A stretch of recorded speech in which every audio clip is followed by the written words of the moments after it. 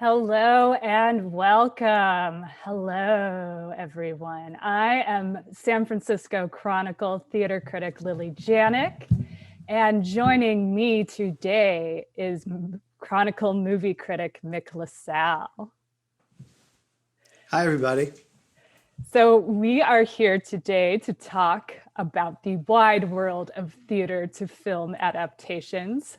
A special welcome and thank you to our subscribers for your support. Without you, we wouldn't have a datebook section with multiple staff arts critics, an increasing rarity in journalism these days. Thank you also for joining us with everything going on in the world right now. Thank you for giving me a reason to wear big girl clothes today. I feel more like an adult than I have in weeks. So this isn't the only event the Chronicle is doing. Be sure to check out our membership page at sfchronicle.com/membership to see all the events we have coming up. So Mr. LaSalle and I are going to be talking for the first portion of this evening, but feel free to use the chat to drop your questions and comments. If something is particularly germane, I'll try to bring it up right in the moment, but we'll reserve the second portion of the event for your questions. So before we get started with the 5 films we've slated to talk about today, which are Ma Rainey's Black Bottom, Fences, Carnage, August, Osage County, and Much Ado About Nothing, the Kenneth Branagh version, of course, I think it's safe to say that Mick and I are both fans of each other's art form. Mm-hmm. I know you, Mick, see plays not infrequently at all. And I remember you even saw King Charles III before I saw it at ACT. And of course, that's to say nothing of all the other art forms one might devote one's life to. So I was wondering if we could hear what's so special about film for you that you've been our critic for 35 years. Well, one of the things that I particularly like about movies is that they're historical in a sense. So they create the illusion of always being the present, but at the same time they also create an illusion of stopping time, so that when you're watching a movie, everything in it, everything that people put in it, everything in the background has the potential of being interesting years later. For example, when I watch Flashdance now, Jennifer Beals has a Diet Coke or Diet Pepsi. I think it's Diet Pepsi. And the Diet Pepsi design is changed completely, probably about 5 times since 1983. But when I see that, I immediately am just in some ways just brought back to the 80s. And it gets more and more intensely historical the farther back you get. And then with that, the sense of history, there's also it's the illusion of preserving life. I mean, everybody in movies, it's like, especially in an older movie, everybody's dead, but they're alive, right? And so it's like, so it has that, there's a poignancy about that. And the other thing about it is that the what movies allow, what movies make possible, that theater doesn't. Although you can have wonderfully subtle, brilliant performances in the theater, surprisingly intimate performances in the theater, but that film has the ability to just zero in on a human face and make that face enormous. And so much can be going on in really good acting. More than one thing very often is going on at once. And it's such a wonderful, preserved thing to look at, the human face. In fact, it's one of the reasons why I find it a chore, even though I give good reviews to them, I find it a chore to watch animated films because there's no human face. So why am I looking at it? I'm looking at a drawing. Who cares? I always feel like that. Like, why am I looking at a drawing instead of Jamie Foxx?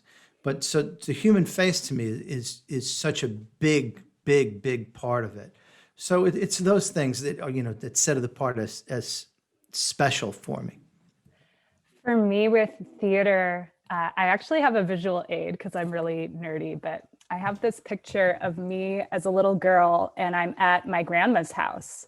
And so that's me on the steps there. And I am directing my cousins in a play on my grandma's steps. More of a variety show, really. I maybe shouldn't dignify it with the title of play. But you can see how she has this window in her staircase. And I knew from age 5 that that was a stage. Nobody had to tell me. I just knew that that was the place where magic could happen. Like you walk there and instantly it's a show. And that's part of what I love about theater is how such a simple thing can be something magical. You don't need a $5 million budget, or that's probably actually lowballing it for a lot of movies. But, and I also love how even when you're, say, doing something simple, like waving a piece of blue fabric across the stage to make an ocean wave, which is a gesture that's so trite at this point that theater people even make fun of it a little bit. Mm-hmm. I love how I can simultaneously believe that it's an ocean and also step outside and look at the mechanics behind it and have that, I don't know if double consciousness is the right word, but I love that. And I also love, you were saying that film is a preservation of a moment in time, but I love how right now theater always feels. I love that even with the most polished Broadway musicals that tour here to San Francisco, something could always go wrong.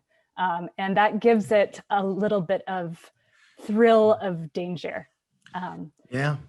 Well, it really can go wrong. It can go different. I mean, yes. The thing is, like, because my wife is a playwright, right? I see her plays. Like, if she gets a play, like she goes, let's say if she has a play done in New York, right?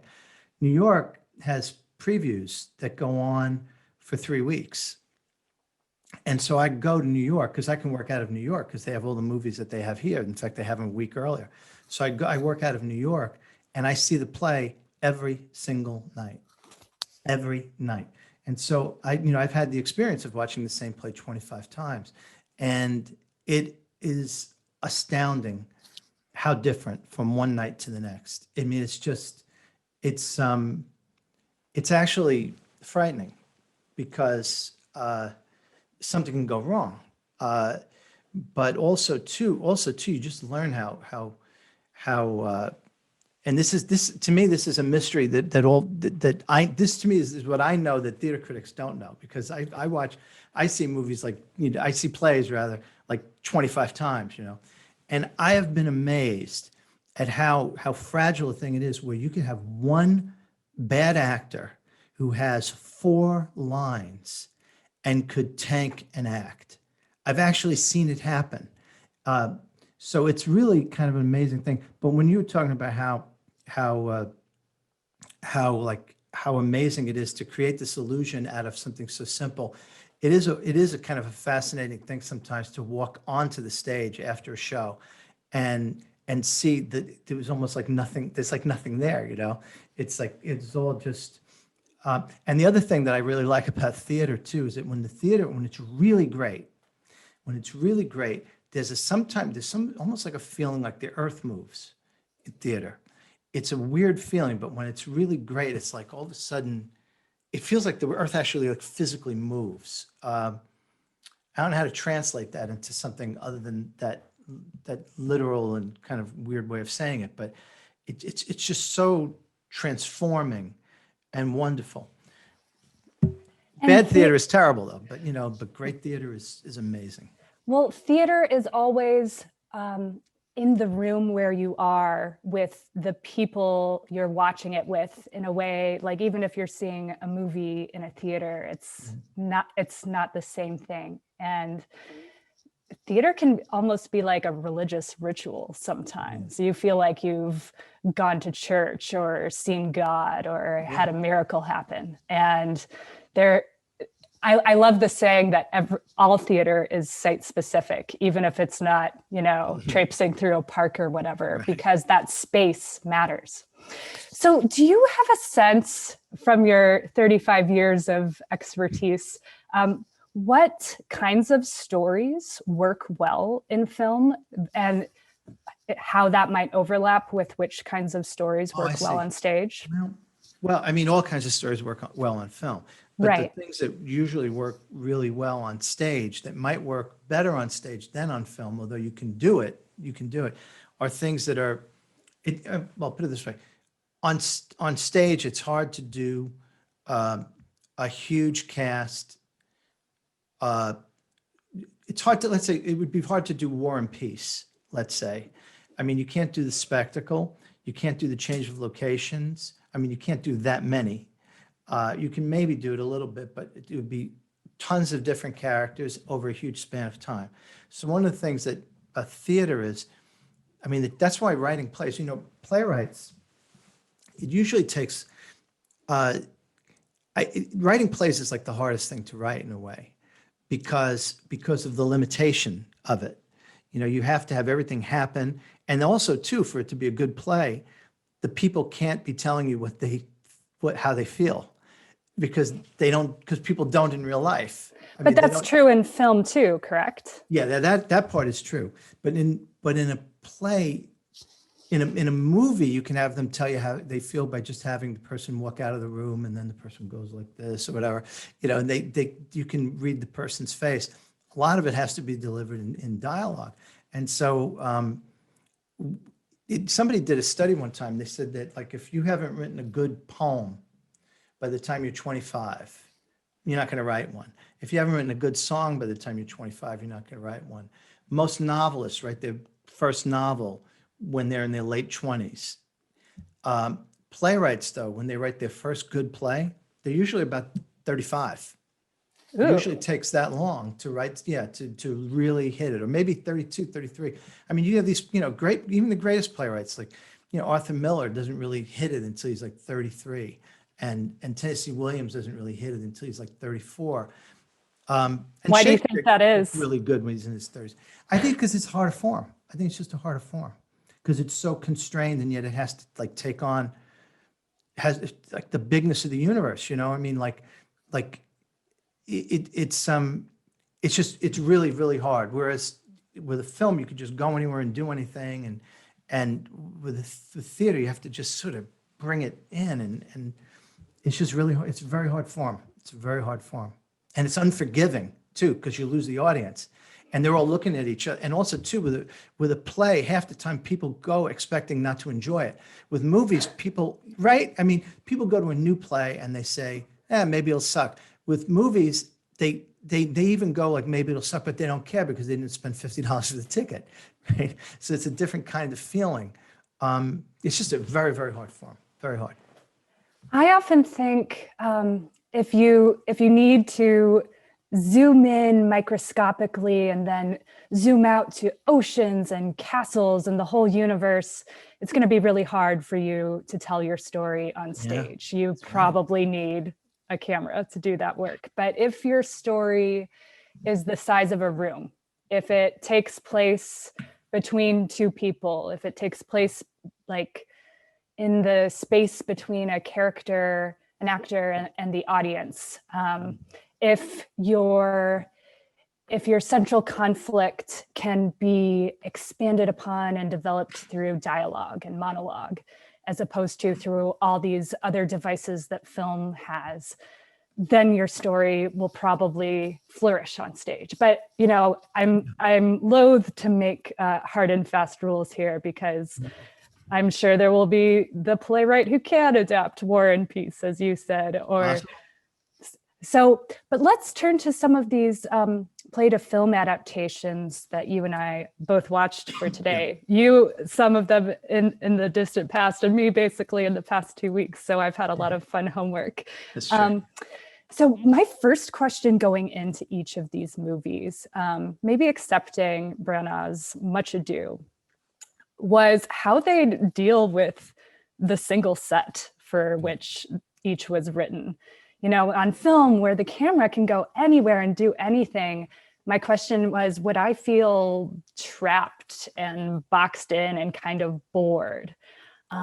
In Ma Rainey, on stage, that's kind of part of the point of the play, is that these characters are sitting there forever waiting for Ma to show up. And when you're in the audience, you're almost kind of feeling that with them, like you're in the studio. But I was wondering if in film, like, would it just feel so limited to be stuck in this one studio?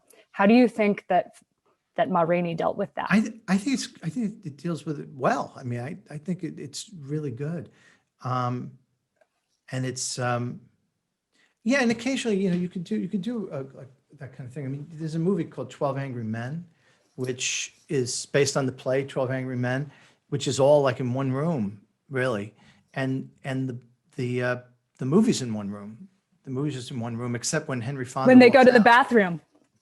Do they go to? They have a really long scene in the men's room, which is Do they in the hilarious. movie? Yeah, to break it up. Oh, I didn't know that. I didn't know that. That's funny. Well, anyway, yeah, I haven't seen it in a little while. But in any case, it's okay. You know, it's okay. And sometimes you see movies like where they try to open it up, but if they call it opening it up for the film, but like there's no reason. What was that movie? What was the name of that play that about a math genius, a woman who's like a math genius? I forgot. Is this the Lauren Gunderson play, Emily? No, not. It was won the Pulitzer. Oh, Proof. They're suggesting it in the chat. Okay, Proof. Thank you. Thanks, guys. Proof. That's awesome. But anyway, yeah. So Proof.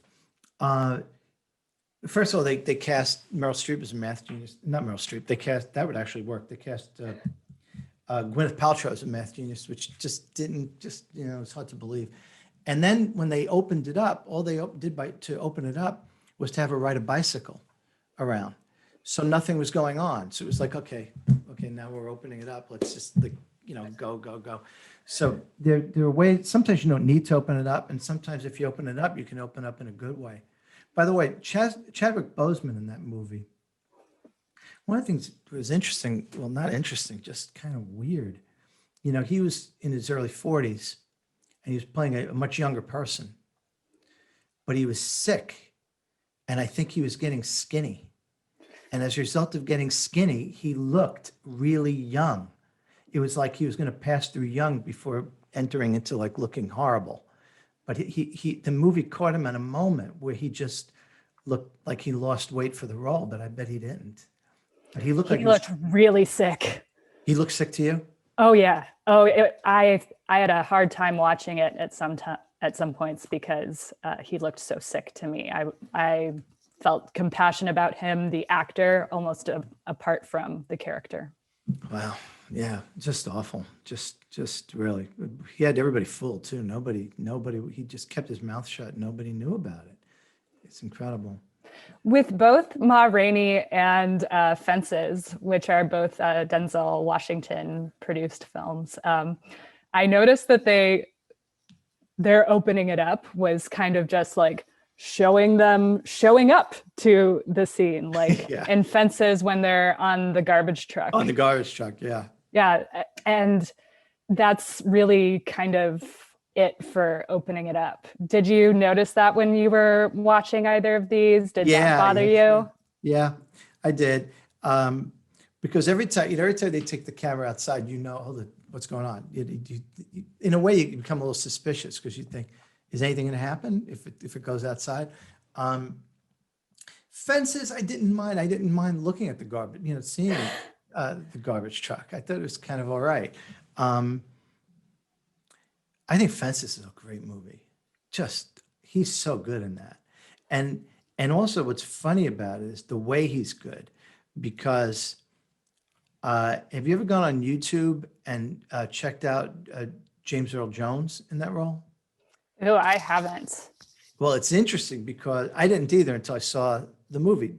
That the role was written for James Earl Jones, and James Earl Jones is terrifying compared to Denzel Washington. Denzel Washington is kind of, you know, charming, even though he's scary father.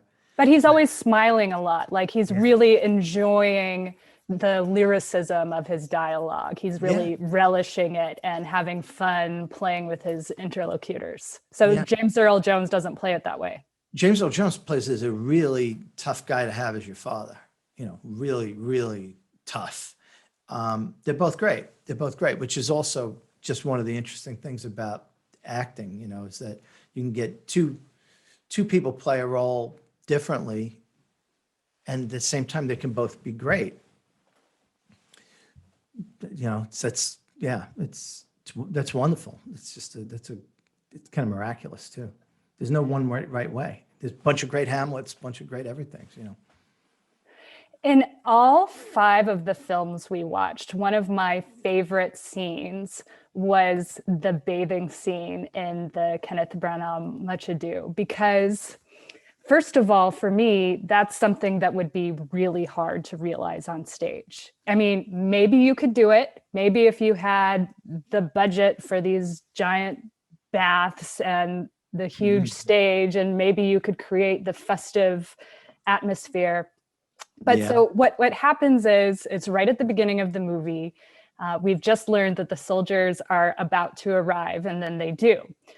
So on stage, most of the time, it's just seamless. It happens instantly. But here, they take a big break to show both sexes having these separate kind of orgiastic, ridiculous, like jumping into pools and perfuming themselves and making sure there's rouge on like their chest in the right way. It's just fabulous. And it's also kind of funny because the editing keeps switching back and forth from the men to the women. So like the men are doing this, while the women are doing that. And it's almost like in the editing, they're one-upping each other. And I guess what I loved about that so much is it felt like the director was making a new thing. He wasn't adhering with such fidelity to what was on the page in the script. It was like he was really exploring what this world could be in film in a way that the playwright maybe wouldn't have even imagined. Yeah. But I think the playwright would have liked, you know, because it's really wonderful. I mean, you know, Shakespeare's writing this thing and picturing Italy and it's filmed in Italy. I'm very familiar with that movie, but today I just started looking at some scenes from it, and I find it very moving. I mean, I get choked up watching that movie. I mean, just like out of nowhere, just like just watching any scene from it. That opening, it's just a real movie thing because, first of all, the use of music in it is just wonderful. I mean, even if I hadn't seen it today, just had not seen it in years, I could do the score. I could just like sing it for you. You know, I know how it goes. Maybe we could get that at the end of this. Yeah, right. Mick LaSalle finally singing for Chronicle readers. You know, I did that once. I sang at the Great American Music Hall. Yeah, that's that. Okay. What was the set list? Okay, here's the deal. In 1991, I wrote a review of Kiss Me Kate, the movie that was in revival, and about 2 months later, less Mick, more Lily. Okay, you go. We're getting some panelist only feedback from. Yeah, somebody didn't like the way you were nodding before. Did you see that one? I know. I'll try not to react as big, you guys. Well, I'll tell you real quick. Anyway, so these guys were doing a Cole Porter show, and okay, now somebody's saying no more Mick. I don't know if that means no, comma, more Mick, or that means no more Mick. So punctuation saves lives, guys. All right. So these guys are doing a Cole Porter tribute. It was like the 100th anniversary of Cole Porter being born, and they asked me to sing at this thing. And so, and they paired me with Maureen McVeary, who's a great singer, and we did the number called "In the Morning No," and I couldn't figure out why they asked me. And then when the song was over, I did the performance, and the song was over. They kept me on stage, and the two guys came out and started making fun of me because I wrote a bad review of "Kiss Me, Kate," and they presented me with an award to make fun of me. So what I did was I just took the award and I went over to the microphone and I did an acceptance speech and turned it around on them because the audience started cheering. Because I said to them, I said, I couldn't figure out why you asked me because I don't really sing good enough to be in one of these things, but I don't sing bad enough that it's really funny, you know? So there's no sense. So yeah, I can sort of sing. Key admission of this evening. Mick LaSalle can sing. Maybe we'll get a reprise at the end of this.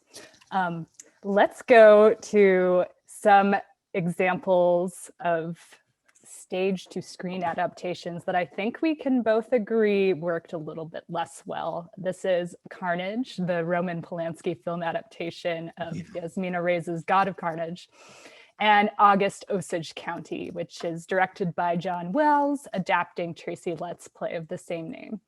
Yeah. So part of what worked less well for me was I felt like the cast and direction were all playing it so straight and realistic that it took the edge off the stories and like made them less magical somehow, or it was like I was watching, I don't know, something on the Hallmark Channel.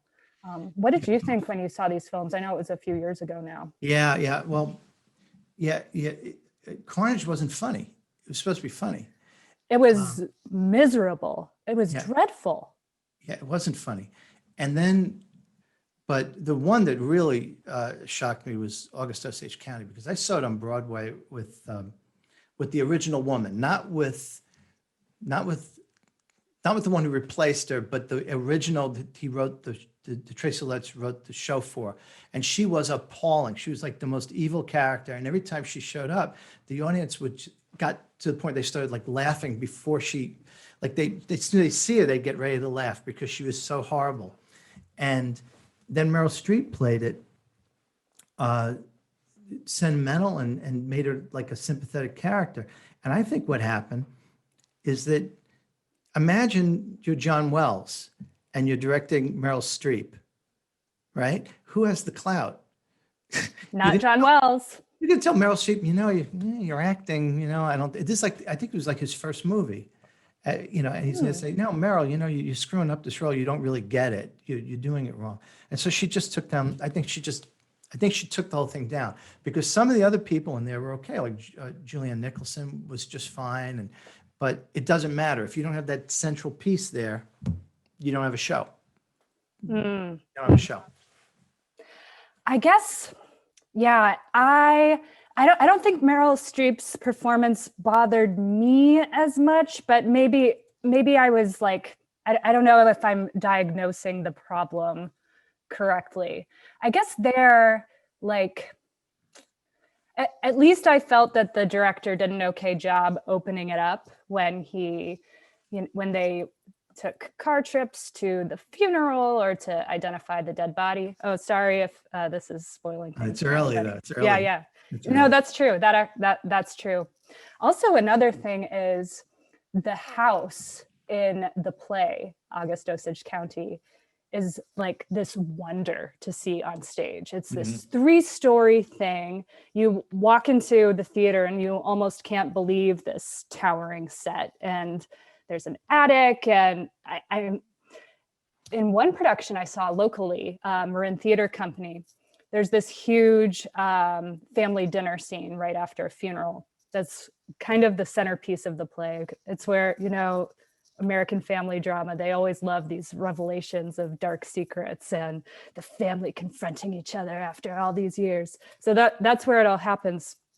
This production at Marin did it like the table was this giant slide cutting diagonally across, like from the second floor down to the first floor.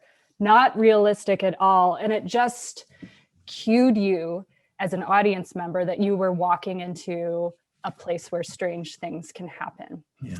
And none of that was there in the film. No, And you can't have it there, right? Yeah. You can't have it because there's no there, yeah, that's interesting because there's no equivalent of walking into a theater and seeing an amazing set and thinking, wow, this is going to be fun, because the set it could be as big as life in a movie, but and then it has almost the same with a play. When you walk in, you see a set, it's as if they grabbed real life and pulled it into the theater. Whereas if a movie is like real life, and so it doesn't have the impact in terms of like setting.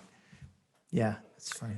So let's go now to some of your questions. I see an interesting one in the Q&A actually that I'm going to jump to first because I know that Mick has written about it. This is from Kate Akos, and I hope I'm pronouncing your name correctly. Oh. Read the comment about animated films not able to adequately portray personality or character. I found the opposite with Pixar's Soul, in which the characters seemed extraordinarily expressive and human. You've written about this and like kind of specifically with Soul. Yeah. Let's hear your take. Yeah, I didn't. I'm looking for the question. I didn't exactly say that. I said that it can't. What is it? I can't. What is it? Not able to adequately portray personality or character. Yeah, I didn't say that. I didn't say that. No, I didn't say it. You can do personality and character in an animated thing. I'm saying that just the pleasure of looking at a human face, just the fun of watching emotion play on a human face. Now, it's possible to really enjoy animation for the miracle of its simulation of that, and I can see that. I can understand really enjoying that. But yeah, as far as I think that it was expressive. But I understand why. I think they justify making it into making it into an animated film, because they do things that you wouldn't do in a regular feature. But for me, and that's only because I don't exactly like it. I don't like animation generically. I just sort of like it in particular sometimes, but not generically. I always ask myself, why does this have to be animated? Why am I not looking at Jamie Foxx's face? I'd rather look at Jamie Foxx. But they answer that because they do things with the animation. But it's not a matter of like, oh, it's not character. It's nothing specific. It's just that I like looking at people. I just like looking at people. To me, that's the whole point of movies. It's just you're just looking at people. It's like sitting. It's like when you're sitting in a cafe watching people go by. I'd rather sit in a cafe watching people go by than watching cartoons go by. Although that would be interesting because it would be so weird. But just generally speaking, I would just fun looking at people. That's all. This is from Chris Brann, and I'm so glad you brought this up, Chris, because it was kind of nagging at me that we hadn't discussed this earlier. When you talk about the film adaptation, can you both speak about, and this is Rainey, can you both speak about the poignancy of Viola Davis's magnificent acting versus the dying Chadwick Boseman's equally dynamic performance? It should have been Viola's play, but with the intensity of Chadwick's acting, it was hard to know what to love more. Yeah, well, I just both great. You don't have to choose between them. And it is true that his death is part of the movie now. I mean, it just is. You can't watch that. It's impossible to watch that movie outside the context of knowing what's going to happen to that actor. And if that's something that you're feeling, I think that's totally okay. It's built into the movie now. Viola Davis for me in both Fences and Ma Rainey. I hope she is always remembered as, I'm talking about her as if she's dead. That's really weird. Sorry, guys. But she is now one of the great interpreters of this playwright's work for all time. And that's right. I think about that, especially in regards to Hilton Als's review of Ma Rainey, which gave kind of a contrary take to most of the other reviews I read. But one thing he pointed out that might be, I don't know, this would be hard to argue, is that Wilson's canon doesn't do the justice to female characters that it does to men. And Chris, I think maybe your point, I almost wanted more of Ma's backstory, or I mean, we spend so much of the play waiting for her to arrive, and that's part of the show, of course, but I guess I want to know more how she got to be how she is and what shaped her, how she got that strength, that towering, implacable, indefatigable strength she has. And whereas all the men in Ma Rainey, I feel like I know who they are and where they're coming from more. But then again, on the other hand, maybe there's an asset in having this character be a little bit of a mystery. Could be, yeah, it might be. Yeah, you could do that with anybody's work. You can say, oh, they're not good at this, but the truth is that it'll usually be true. You know what I mean? Like, you can observe that somebody is not particularly good at this, but it doesn't really mean anything, because basically all great art depends on you participating in some way, like in you choosing to like it, or the angle from which you choose to watch it. You can look at the work of anybody and say, well, they have this missing. Well, of course they have this missing. They're not God, the life is this, and a work of art is this. And the thing about a work of art is that, great work of art, is that even though it's, let's say, this instead of this, it kind of throws a bigger shadow, and it creates an illusion that it's taking in a bigger swath of life. But there's always going to be things missing, and there's always going to be aspects of life that some artists just don't get to because it's not in them to get there. And then it's up to us to decide whether the things that are good are the things that are worth concentrating on. But whenever somebody says this isn't there, I just say, well, yeah, so what? Because the real question is, what is there? Right.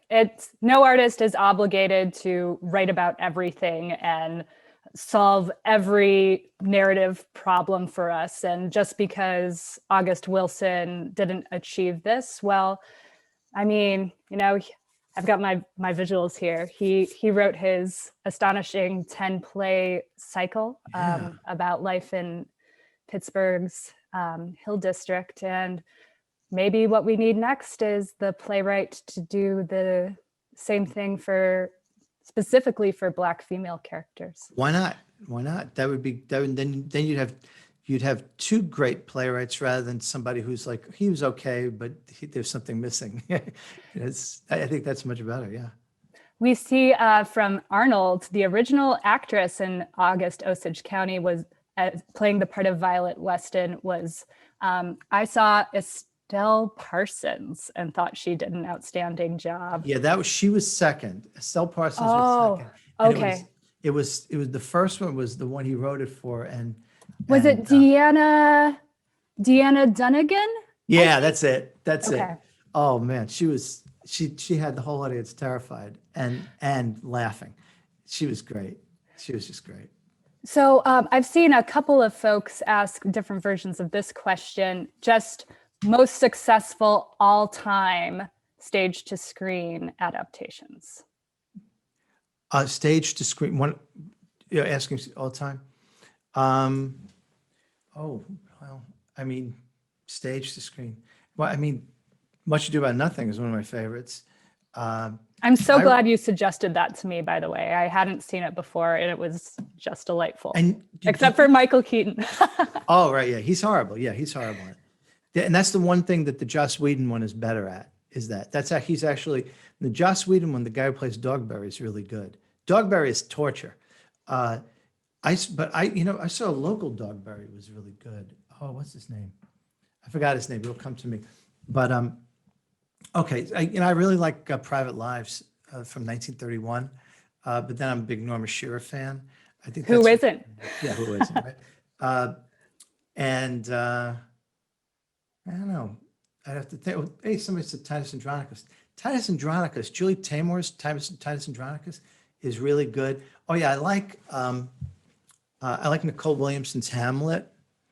I saw that when I was a kid. I saw that when I was 14. I saw it it was on this PBS station where they would just play it over and over again. And so I saw it like 10 times. I wound up memorizing Hamlet, just memorizing it. I'm not kidding.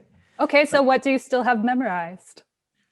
Though yet of Hamlet, our dear brother's death, the memory be green. And yet it is thus befitting to bear our hearts in grief, and for our whole kingdom to be contracted in one brow of woe. Yet so far as hath discretion fought with nature, that we with wisest sorrow think on him together with remembrance of ourselves.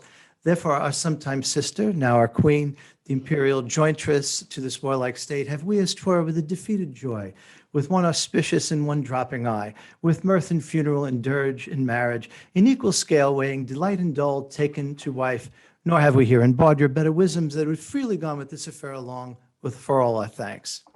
Now follows that young Ford, I can go on, I can do the whole scene. Really.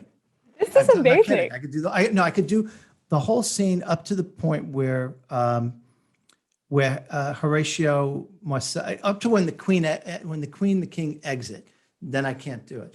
But up to that point, I could do it. I could go on and on. It's really boring. This is like a party trick. I did this in high school where they'd say, who are you going to play? Can somebody read it? I'd say, I'll play the king. And then to do this, and then everybody would read it out loud, and I just put the thing and just do it, showing off. I'm still showing off 45 years later. And you thought you'd be singing by the end of this event, and instead we've got you reciting Shakespeare. Yeah, consider that the song. Oh, this is great. So comment from Debbie Carroll. I'd argue, so she's talking about Ma Rainey again, I'd argue that Levy is more of a main character, or at least equal to Ma. And I think that is a fantastic point. Levy is the one who really undergoes a change. Something happens to him. And I'm not so sure that happens to Ma. She feels she walked in, she made a record eventually, and she walked back out. She had to give these white guys a talking to, but I don't know how changed she was by that day. Is that what did you in your courses and stuff? Is that, because that's what I learned when I was in school, is that the protagonist is the person who changes, who undergoes the change? I mean, that's as good a definition as any. That works for me. Okay. Yeah. That's usually it, I think. Oh, by the way, Romeo and Juliet, Zeffirelli, of course. Somebody just put that down. Yeah, that's like one of my favorite movies. From Meryl Shaw, aren't close-ups one of the big differences? Interestingly, one of my favorite moments in Much Ado is a close-up of Denzel's face after Beatrice turns down his marriage offer. Meryl, I know exactly what you're talking about. Thank you for pointing this out. That was an extraordinary moment. It's like this bit of vulnerability and confusion a little bit, especially since his character is so high-ranking.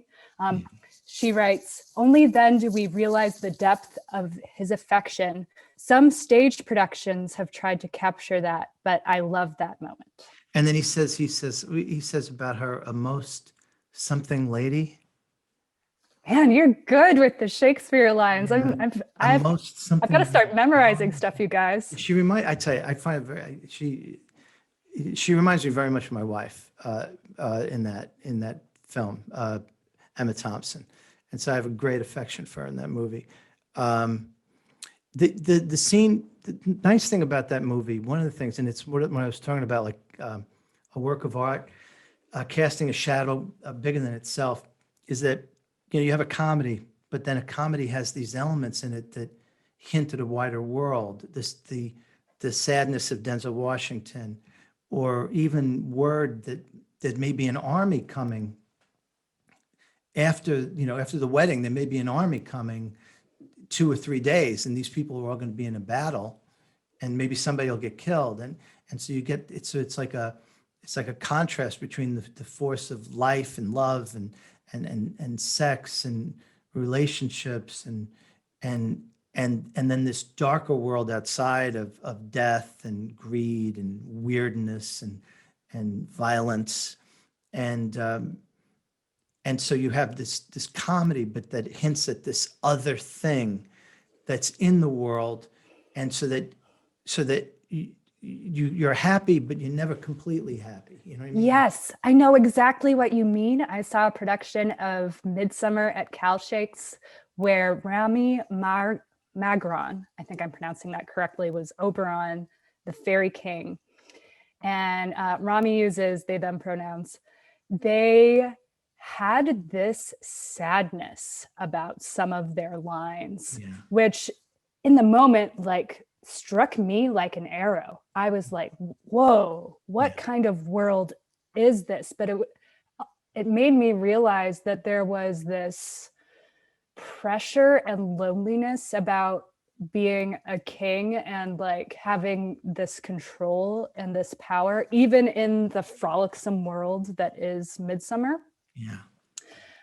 Some more questions. We're getting asked to discuss specific works here, and we'll maybe go on for another 10 minutes. Sorry, we don't get to everyone's questions. You guys have been awesome in the chat. I wish we could see everybody. I know.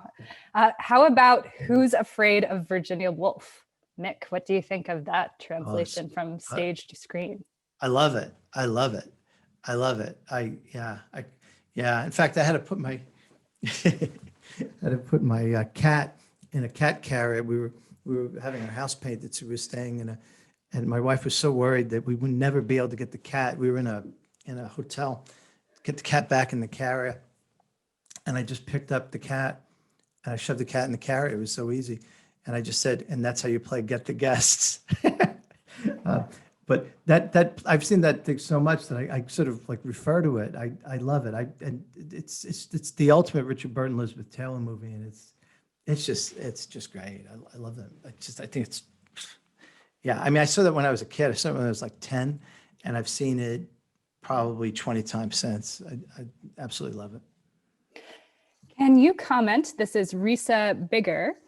On movies filmed directly from stage productions like Hamilton, is there artistic value beyond bringing a popular production to the masses? What do you think?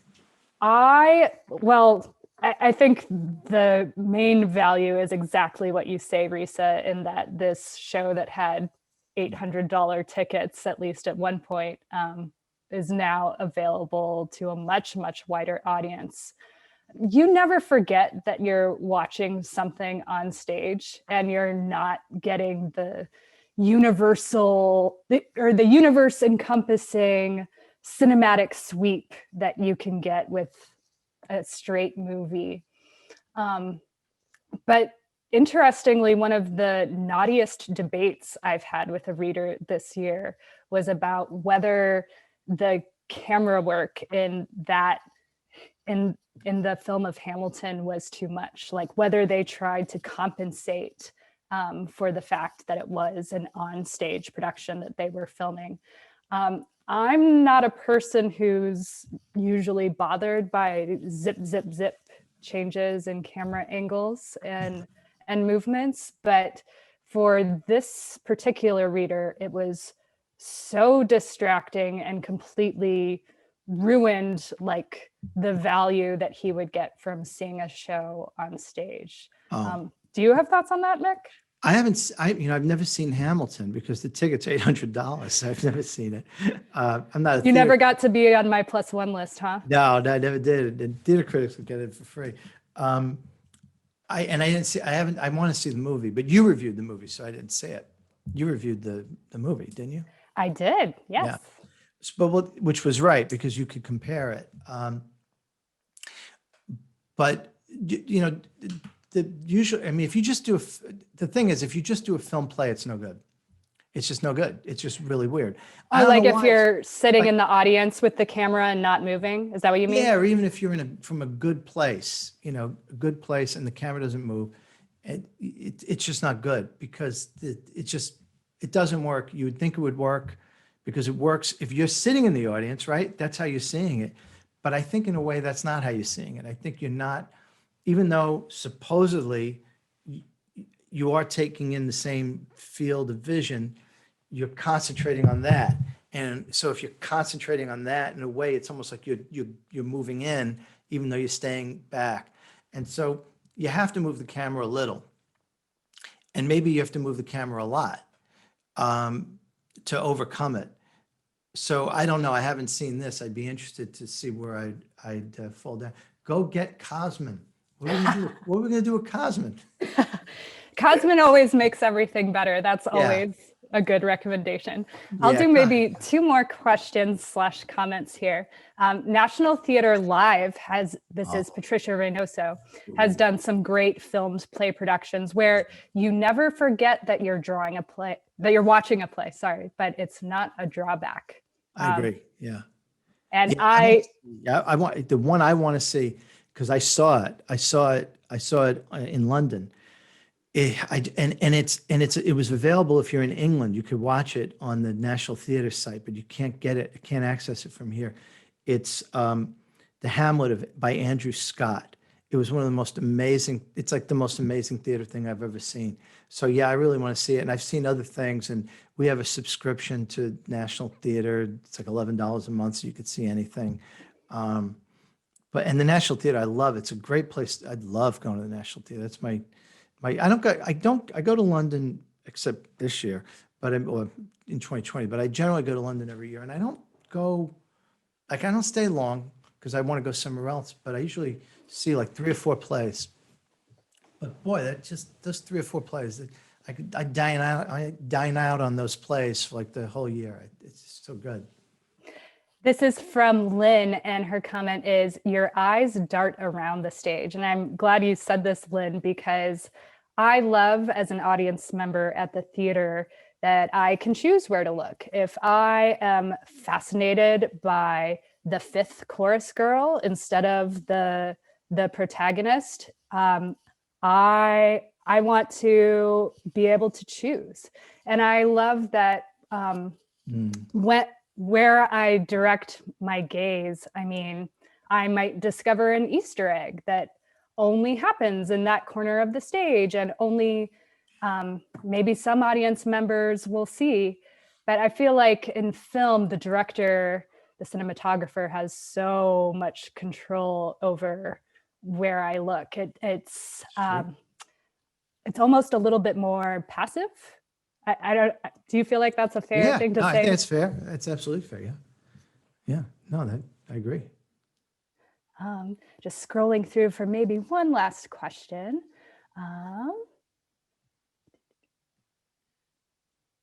Mick, did you see Spike Lee's film direction of David Byrne's American Utopia? No, I didn't. Oh, me either. Still on my list. It's supposed to be good. And here's one. One of the many interesting things about Joss Whedon's Much Ado, this is Kate Godfrey, was not in the script at all. It appeared right at the beginning, where it seemed as if Beatrice and Benedict had a one-night stand before the action of the play began. It provided background to why the two were hostile to each other. Mick, do you remember this? I do remember it. I believe in the Joss Whedon thing, they actually like show it. Not in detail, but there's something in the text that would suggest that they were possible. There was some kind of possible abortive romantic thing, which then in the Joss Whedon text, they make it into like a one-night stand that they both feel awkward about. I thought that was pretty good. I like that. There's all, it's it's sort of like, if it's not in the text, it's kind of like the Constitution. It's sort of like the 10th Amendment to the Constitution. If it's not delegated to the federal government, then it automatically goes back to the states. So automatically, the states in this case would be the director and the actor. So if it doesn't say you can't do it, you could sort of try doing it. As long as it's not, like forbidden. Marion Snyderman writes, one thing I prefer about theater is that the actors can conjure something physical out of nothing. It's not really there. They ask you to imagine something. Film just shows you literally, and the magic can be lost. She gives an example, Lackawanna Blues. My favorite examples of this, number one, I saw Jeff Hoyle, a celebrated local performer. I forget which solo show at the Marsh this was, but he, of course, is a ridiculously skilled clown. And he was miming, taking out a pen and a pad of paper to write something. And it took me like more than a moment to realize that he didn't actually have a pen and a pad in his hands. And I was shocked when he went on to do something else and they didn't like fall to the ground. Wow. That was just like, I will never forget that. Another example I think of is the scene in the play Eurydice by Sarah Rule, where the stage directions say they build a room out of string. And it's as simple as that. It doesn't tell you how to make it happen or what it should look like. But that's the kind of thing that would look kind of dumb on a movie. You'd be like, who cares? That's right. Or when two characters, maybe one is a ghost and one is still alive, or two characters who are on different continents, they stand together on stage and you know that they're far apart, but they're still having some kind of physical, in the moment exchange with one another. That is magical and glorious on stage. And if you were to see the same thing in a movie, you'd be like, what is even the point of this? Like, why do I care? I got another one for you. That for stage. They used to be, before they started doing the Carrie Perloff version, they used to do a wonderful Laird Williamson version of A Christmas Carol every year.